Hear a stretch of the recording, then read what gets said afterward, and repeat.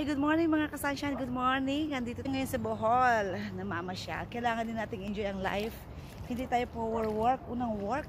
Tingnan ko may nakita akong kakaiba. Ako sa inyo mga kasunshine. Nanghihibasan din ako nung araw sa aming lugar.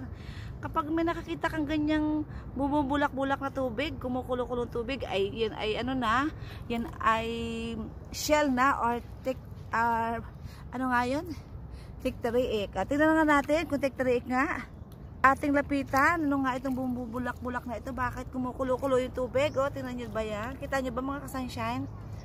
Ano kaya ito? O, parang may ano sa loob.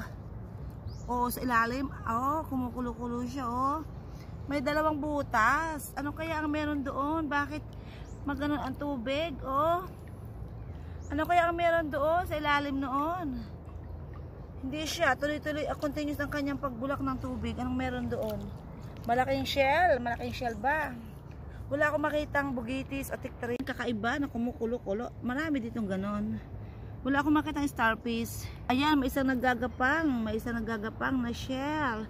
Wala akong nakitang ano. Marami ditong ganyan. O maraming kumukulo-kulong tubig.